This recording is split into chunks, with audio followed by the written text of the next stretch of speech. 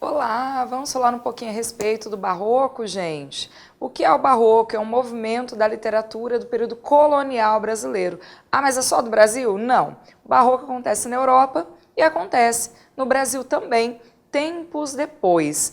Vamos falar um pouquinho desse começo do Barroco, que é um momento histórico bastante conturbado, uma vez que ele é um movimento que vem da Reforma Protestante e da Contra-Reforma da Igreja Católica. Vamos dar uma olhadinha aqui a respeito desse movimento, gente. Então, nós temos aqui a época mais ou menos na qual acontece o Barroco, que vai ser o século XVII, principalmente aqui no Brasil. Então, 16 lá na Europa e 17 no Brasil.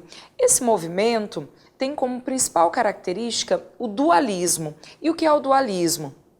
É, de um lado, o Renascimento, que ainda estava bastante em voga, porém, principalmente pelas questões da igreja, ainda há toda aquela questão da arte medieval, ou ainda da literatura medieval, ou daquela questão da igreja católica mesmo, medieval. Ah, mas por que esse medievalismo ainda está tão em voga, uma vez que depois dele já aconteceu o humanismo, já aconteceu o renascimento? Principalmente porque os valores da igreja ainda são aqueles que regem a vida das pessoas. Para vocês terem uma ideia, por que esse dualismo tão grande? Gente, imagine que você, por exemplo, viva naquele momento, esteja vivendo naquele momento. Você acreditou a vida inteira em algo que a igreja pregou para você. Por exemplo, se você cometer um pecado, você precisa comprar uma indulgência, ou seja, você precisa comprar um documento que fale que você não é mais um pecador daquilo que você fez. No entanto, havia uma outra vertente que não pregava tanto essas questões religiosas. O Renascimento, a vertente humanista, prega que o homem tem suas vontades, que o homem tem seus desejos, que o homem pode fazer o que bem lhe apetecer.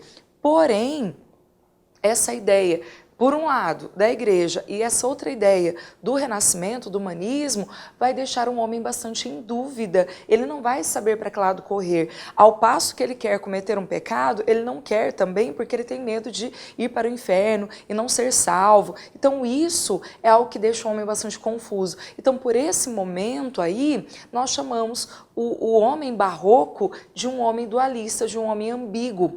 Ao passo que ele quer, ele não quer mais. Ou ao passo que ele não quer pecar, ele já está pecando muitas vezes e não entende essa questão do pecado. Então, nesse momento, vai surgir a Reforma Protestante, liderada pelo Martinho Lutero, e esse Martinho Lutero lança 95 teses na igreja, dizendo que tudo aquilo que a Igreja Católica postulava, tudo aquilo que ela dizia, era uma farsa. E mais, gente, imagine você que nessa época as pessoas não tinham acesso à Bíblia, a Bíblia não era traduzida para a população, e mais do que isso, a população era ignorante. E o que seria esse ignorante? Não é não entender de nada, é não ter acesso a essa Bíblia. Então, geralmente, o povo ia à igreja, a missa era toda rezada em latim, muitas vezes, ninguém entendia o que estava se falando, só entendia aquilo que o padre virava para o público e falava. Muitas vezes, aquilo nem vinha da Bíblia, e o Martinho Lutero e vários outros membros da igreja consideraram isso algo muito inadequado. Então, ele teve a coragem de fazer essas 95 teses e dar a entender à população que a Igreja Católica estava mentindo. Então, nesse caso aqui, vamos dar uma olhadinha. Quando nós falamos a respeito desse momento, nós vamos ter, de um lado, a ideia do Martinho Lutero, que vai ser uma ideia que tem a ver tanto com o Renascimento, quanto com aquela questão da Idade Média. Porém, nós percebemos que a ideia dele do Renascimento não está relacionada a não ter a religião, mas de entender que a religião está relacionada diretamente a esse homem que tem vontades, que tem desejos, que pode isso ou aquilo. Não a um homem que está completamente condicionado às vontades de uma igreja que mente para ele. Então essa guerra, essa briga aparece bastante, certinho? Olha só, gente, então nós vamos ter a Reforma Protestante como esse momento aí no século XVI que vai permear todo esse barroco. No entanto, a Igreja Católica vai responder. E como ela responde? Com algo chamado Contra-Reforma, gente. E quais são as 3 grandes medidas da Contra-Reforma da Igreja Católica para que os católicos não debandem tanto para o protestantismo? E aí é interessante isso, porque os católicos começam a debandar. O que é debandar? Ir muito para esse protestantismo. Primeiro, porque ninguém quer ficar preso mais àquelas regras, àquelas normas, todas impostas pela igreja. A Igreja Católica pregava que as pessoas não podiam guardar dinheiro, que as pessoas não podiam enriquecer. E nós sabemos nesse momento que o homem está começando toda aquela ideia da burguesia, de guardar dinheiro, de começar a fazer comércio. Então, esses que já estão ascendendo economicamente começam a debandar para o protestantismo. Você vai se lembrar, por exemplo, daquela aulinha sobre Max Weber, que ele tem um livrinho que se chama Ética Protestante e Espírito do Capitalismo. Tem tudo a ver, tá? Então, o protestante e o capitalismo começam, entre aspas, aqui, beleza? Olha só, gente, quais são as 3 ideias da Igreja Católica para fazer com que o povo se mantenha ali, ou mesmo para não haver tanta debandada dos fiéis? Primeira, o Índex. O que é o Índex? O Índex é um livro que tem várias obras proibidas pela Igreja. Se você já assistiu determinados filmes, você vai perceber que em vários deles aparecem monges em monastérios cheios de livros. Esses livros aparecem como proibidos, ou ainda gente queimando esses livros durante esse período porque eles eram obras consideradas subversivas. E o que seriam essas obras subversivas para esse período aqui do Barroco? Obras que falassem a respeito das teses do Martinho Lutero, por exemplo, obras que explicassem a Bíblia ou mesmo certas traduções dessa Bíblia, certinho? A segunda medida, gente, é a mais extrema de todas, que é o Tribunal da Santa Inquisição. Nós sabemos que o Tribunal da Santa Inquisição não só torturava, bem como matava muita gente por inúmeras faltas cometidas contra essa Igreja Católica, tá? E muitas dessas pessoas morriam mesmo sem saber qual era o seu pecado. Então o Tribunal da Santa Inquisição durante bastante tempo, não só na Europa, aqui no Brasil também havia gente filiada a esse Tribunal da Santa Inquisição, e nesses 2 lugares muita gente era punida, ou com torturas, até confessar ser algo que na verdade não era. Você é bruxa, ou você é pecador, ou você é protestante. Tudo isso era uma grande ofensa e tudo isso gerava muita dor para as famílias. Para vocês terem uma ideia, gente, muitas vezes pelas simples características físicas das pessoas, elas eram mortas, elas eram entendidas como tendo marcas demoníacas. Então você imagina como fica o pensamento desse homem nessa época.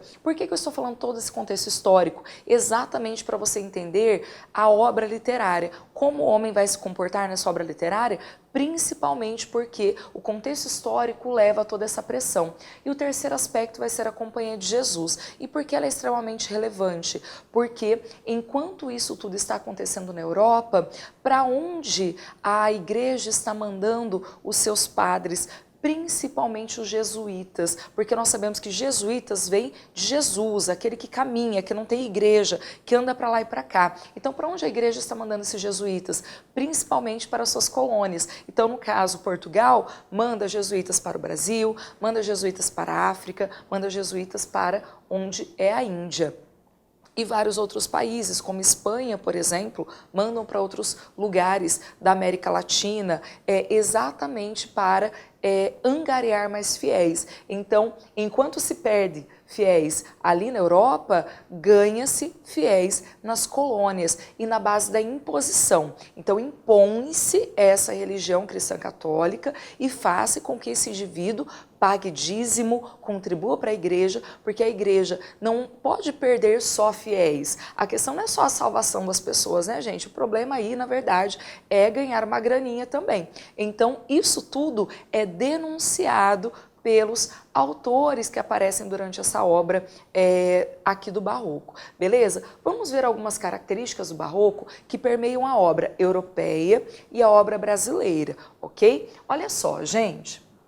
Quando se fala a respeito do Barroco, primeira coisinha que eu vou falar para vocês é a respeito do conteúdo depois dessa forma. Acho que fica mais fácil para nós entendermos. O que é a questão do conteúdo? O que é pregado nessa obra barroca? Nós sempre vamos ver o homem em conflito. E vocês já entenderam por que esse homem está sempre em conflito. Porque ele não sabe para onde correr. Porque ele fica nessa de bem e mal. Gente, o maniqueísmo é algo que aparece bastante nesse movimento. E o que é esse maniqueísmo? É isso aqui, ó, o bem contra o mal. Mas não é só o bem contra o mal que vai aparecer na obra barroca. Aparece muito a questão céu e inferno, dia e noite, homem e mulher. Ah, mas por que dia e noite, por exemplo? Porque o dia, o sol vai representar o bem, a noite vai representar o mal. A mulher, muitas vezes, olha lá, né, que absurdo. A mulher representa o mal, a mulher é a personificação do mal, aquela coisa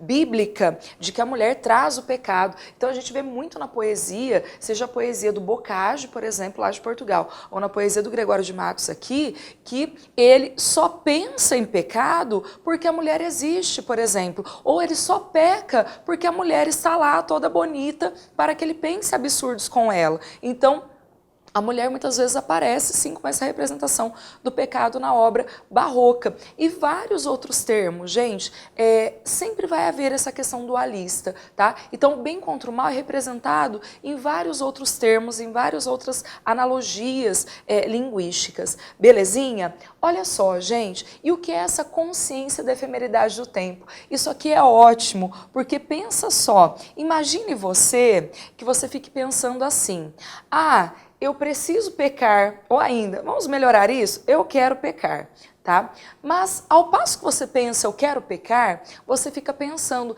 e se eu não tiver tempo de pedir perdão para Deus, por exemplo? Não é? Nesse caso aí, esse homem barroco ficava a todo momento pensando nisso. Então ele vivia nessa briga com ele mesmo. Aí eu quero cometer um pecado, mas e se eu for atropelado por um ônibus ali na esquina? Eu já não consigo pedir perdão por esse pecado. Mas minha vontade é muito grande. E aí o que eu faço? Eu cometo pecado já pedindo perdão? Então ele ficava nessa dúvida. E ele tinha consciência de que o tempo é muito curto e que a vida é muito efêmera. O que é efêmera? A vida é muito curtinha, dura muito pouco. E aí surge pela primeira vez aquela ideia lá da Antiguidade Clássica. Lembrando, gente, se o Barroco é a fusão de toda a ideia da Idade Média com a ideia do Renascimento, o Renascimento é o quê? Uma retomada da Antiguidade Clássica, não é? Então vem aquela ideia lá da Antiguidade Clássica do Carpe Diem. O que é o Carpe Diem? Aproveite a vida. Porém, esse aproveite a vida não é saia por aí aproveitando a vida, não ligue para nada. É um pouquinho diferente. Esse carpe diem é mais ou menos assim. Não vamos fazer o carpe diem, não vamos aproveitar a vida enlouquecidamente. Por quê? Porque ela é curta. Então a ideia aqui é mais ou menos o seguinte, o carpe diem está ligado a isso aqui, ó, a morbidez. Então o homem vive pensando no dia da sua morte. Ele vive o tempo inteiro pensando, mas eu vou morrer e eu vou para um outro plano e eu quero ir para um plano legal, eu quero ir para o céu, eu não quero queimar no fogo do inferno. Então o Carpe Diem do Barroco é um pouquinho diferente do Barroco do Carpe Diem do Arcadismo, por exemplo. Né? Por que ele vai ser um pouquinho diferente? Porque lá no Arcadismo, lá no Neoclassicismo, a ideia é aproveite a vida, não pense no dia de amanhã. Aqui não, é o tempo inteiro pensando no dia de amanhã e o tempo inteiro pensando na vida após a morte. Certinho? Então aqui tem a diferenciação. Cuidado com questões que falem a respeito disso, sobre esse Carpe Diem no Barroco e o Carpe Diem no Arcadismo. Eles são bem díspares, bem diferentes, ok? E outra questão aqui que aparece no conteúdo é o gosto por raciocínios complexos, gosto por raciocínios intrincados. O que é algo complexo, o que é algo intrincado? É aquele raciocínio que vai te confundir, tá? Então por que esse raciocínio te confunde? Exatamente porque A ideia é de que você fique refletindo e refletindo e refletindo e refletindo a respeito da vida. Então, muitas vezes, o poema, ou mesmo o sermão, ou mesmo a carta, ou a profecia, porque tem várias obras escritas nesse momento, vão fazer com que o indivíduo reflita a respeito da sua existência, reflita a respeito da sua vida. E se ele fica refletindo a respeito da existência, da vida e tudo mais, ele não tem, de certa maneira, tempo para pecar, ou ainda ele não tem disposição para pecar, beleza? Uma outra característica interessante é a questão da forma da obra barroca. Ah, mas no barroco vai ter conteúdo e forma díspares. Gente, mais ou menos acontece o seguinte, na obra barroca, quando se fala de forma, fala-se predominantemente de poesia, tá? A poesia barroca é muito relevante na Europa. No Brasil, aparece poesia e aparece a prosa, porque nós vamos ter a figura, por exemplo, do Padre Antônio Vieira, que vai fazer vários sermões. Esses sermões têm todas as características aqui, tá? Na forma, o que nós vamos ter? Um vocabulário selecionado, ou seja, não é fácil entender a obra barroca. A obra barroca, como eu disse ali no conteúdo, ela é extremamente intrincada, ela é complexa, então você tem que ficar ali raciocinando para poder entender. E o vocabulário é bem complicadinho. Por que é um vocabulário complicado? Exatamente para dificultar essa compreensão. Mais do que isso, gente, o que vai aparecer? Inversões sintáticas. O que é inversão sintática? Você já deve ter visto nas figuras de linguagem, por exemplo, o hipérbato. O que é o hipérbato? O hipérbato é a inversão da ordem normal da frase. Qual seria a ordem normal? A ordem normal seria aí sujeito, verbo, predicado, por exemplo. Então, o que nós veríamos? Predicado, sujeito, verbo. Então, em vez dele dizer, sei lá, eu fui à feira, a feira fui eu. Então, ele inverte essa ideia da frase para torná-la mais complexa, ou seja, para dificultar a sua compreensão.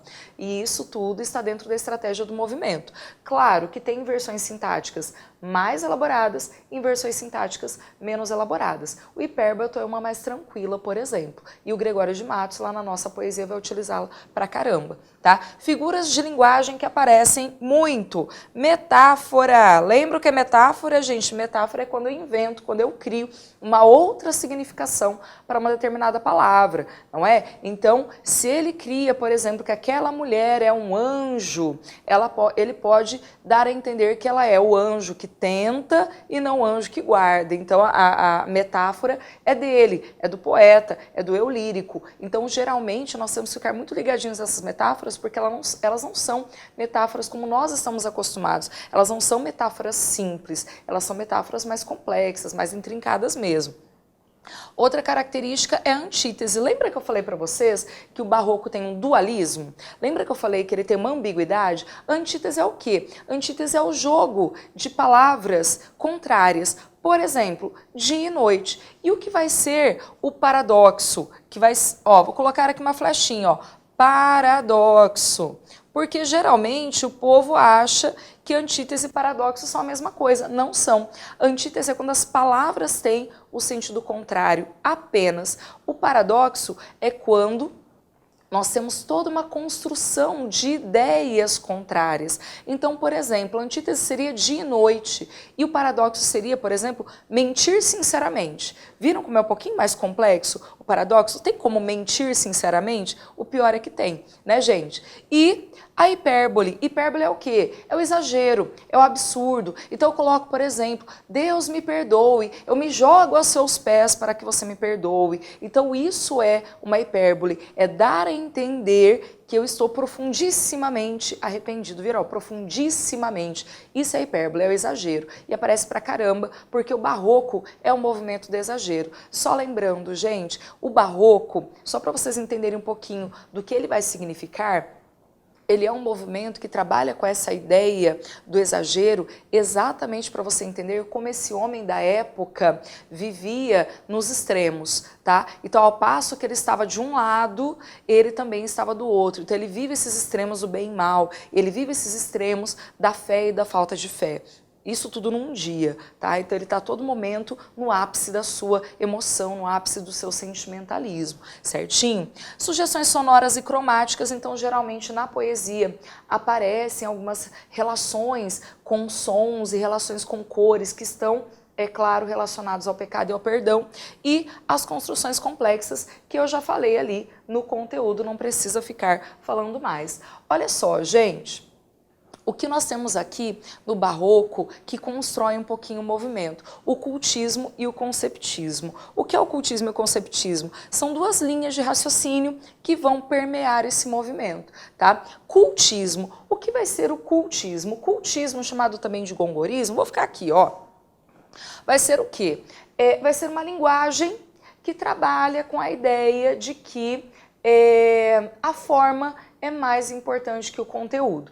Gente, sempre lembra o seguinte, cultismo geralmente está relacionado à forma, conceptismo geralmente relacionado ao conteúdo, só que um está no outro, não tem como dissociar o cultismo e o conceptismo. Um está ali presente dentro do outro. Então, quando nós falamos de cultismo, geralmente está se relacionando à questão da forma, tá? Então, anota aí, ó, forma. Então, se eu faço um poema, eu estou fazendo o cultismo. Agora, se eu faço um sermão, por exemplo, se eu jogo com as palavras, se eu jogo com os significados, se eu trabalho com raciocínios completamente intrincados, eu estou mexendo aí com o conceptismo. Então, o conceptismo tem a ver com o conteúdo. Só que, lembre-se sempre, se eu faço um poema, se eu escrevo num poema lá algo bem complexo, qual é a figura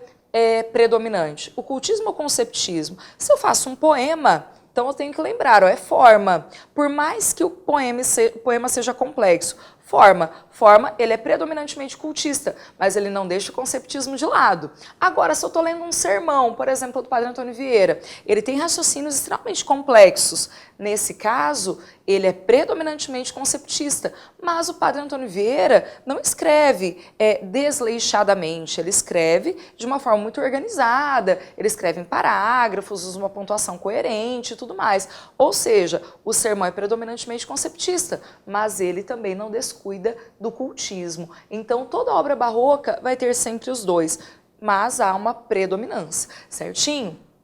Vamos lá adiante. E aí, gente, vamos dar uma olhadinha em como sempre tem o cultismo e o conceptismo ali juntinhos. Dá uma olhadinha aqui. Olha esse poema do Gregório de Matos que eu gosto bastante. Olha o que ele diz. O todo sem a parte não é todo.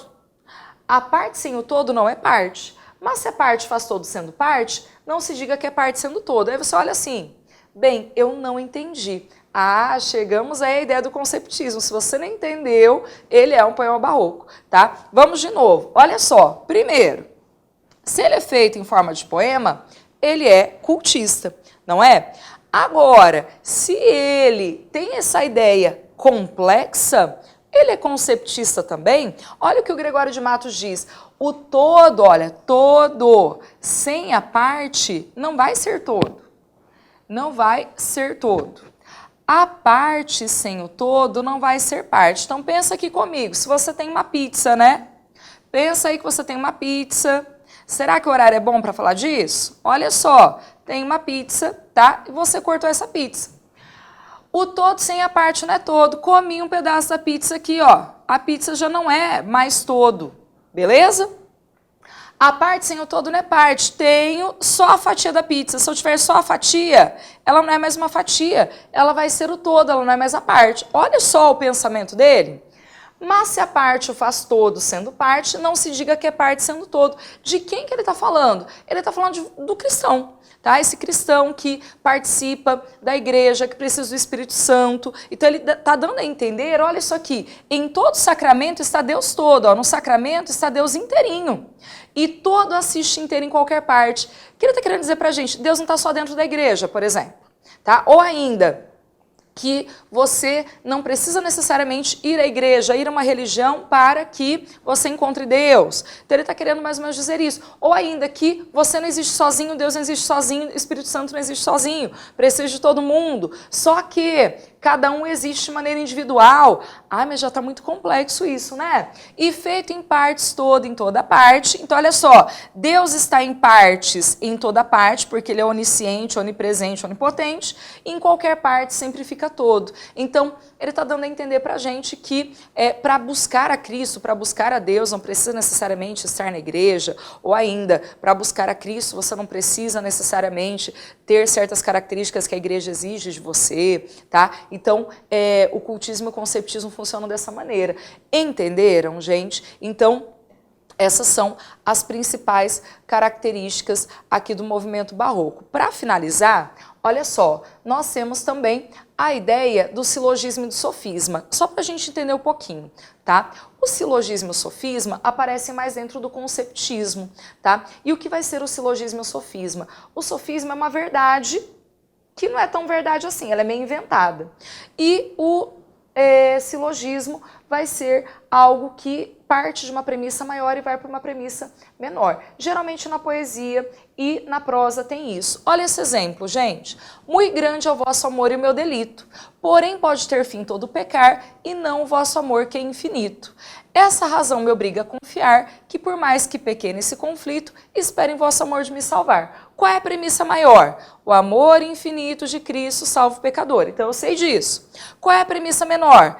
Eu sou um pecador. Qual é a conclusão verdadeira? Logo, eu espero me salvar. Então, essa premissa maior, essa premissa menor, leva a uma conclusão verdadeira. Agora, olha a diferença do silogismo para o sofisma. Olha o que é o sofisma. Muitas nações são capazes de governarem-se por si mesmas. Beleza. As nações capazes de governarem-se por si mesmas não devem submeter-se às leis de um governo despótico. Só aquelas. E aí, qual é a conclusão falsa? Logo, nenhuma nação deve submeter-se às leis do governo despótico. Mentira! Só as nações capazes de governarem-se por si mesmas que não devem se submeter. Ou seja, tem um entendimento falso aqui. E isso é o sofisma, que você já viu lá em filosofia milhões de vezes, tá? Então, essa ideia do silogismo e sofisma aparecem dentro do conceptismo, aparecem dentro de vários poemas que você vai analisar e, às vezes, em alguns sermões também. Beleza, gente? Essas são as características do barroco e assista a aulinha a respeito do barroco no Brasil e dos autores brasileiros. Até mais!